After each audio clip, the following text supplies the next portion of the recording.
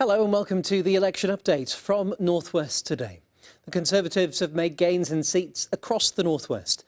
Boris Johnson's party have won 29 seats, up 12 on the 17 they won 2 years ago. Labour has 42, down 12, and the Liberal Democrats retained Westmoreland and Lonsdale. The Conservatives won in Leigh and Greater Manchester for the first time in their history, overturning a majority of almost 10,000. I think that's an understatement of the century. To be quite honest, I came here tonight expecting to lose with dignity rather than head down to London tomorrow. I suppose I'll have to think on my feet about what I'm going to do tomorrow morning on that score. There were more Conservative successes up and down the North West. The party regained Crewe and Nantwich and won Burnley for the first time in more than 100 years, gaining Blackpool South, Hyndburn and Haywood and Middleton as well. Also turning from red to blue were Barrow, High Peak, Bolton North East, Bury South, Warrington South and Bury North. Hyndburn and Haslingden desperately wanted change. They wanted someone that respected the referendum result, and I've said that all along.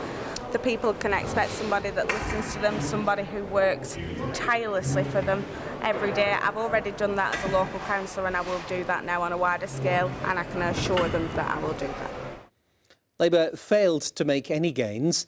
The party retained all of its 14 seats in Merseyside, as well as those in the centres of Manchester and Preston, and the more marginal Weaver Vale. But majorities across the North West were slashed as their share of the vote locally fell to 48% from 56% 2 years ago, most apparently heading straight to the Conservatives or the Brexit Party.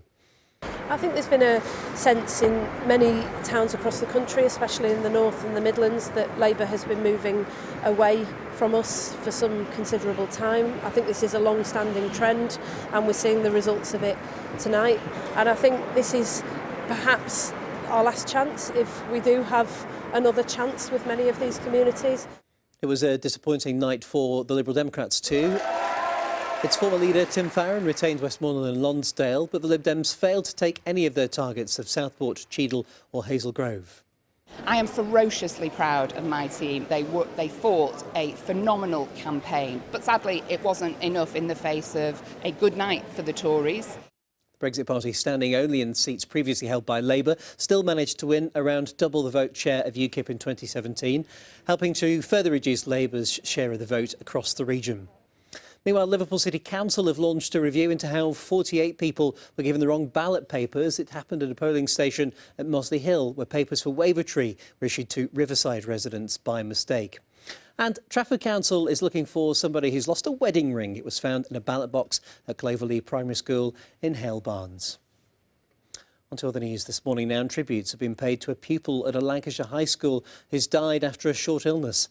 Lauren Menzies was a Year 9 student at Bishop Rawstorn Church of England Academy in Croston. She was taken ill at the end of last week and died on Wednesday. Merseyside Police has launched an investigation after shots were fired at a customer in a takeaway in Prenton. Officers were called to Townfield Close just before 8:30 last night. There's no reports of any injuries. Police are carrying out house-to-house inquiries.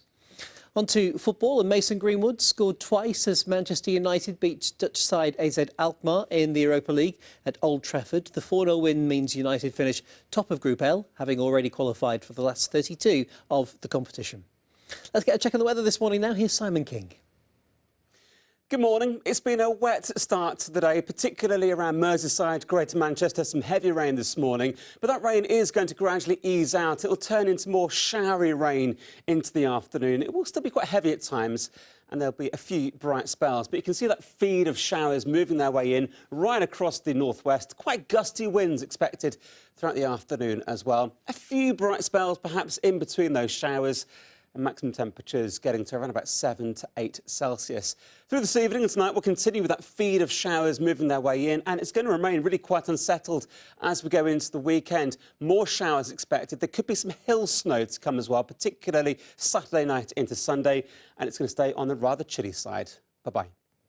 Right, on the roads this morning, 2 lanes are closed and queuing traffic due to an accident on the M60 clockwise between 16 at Pendlebury and 17 for Prestwich and Whitefield. And services this morning are on a stand on Merseyrail between Kirkdale and Kirkby. That's due to a points failure. Updates and more on your BBC local radio station. That's it from me for now. Election results and much more online. And I'm back again with more at 8:30. Bye-bye.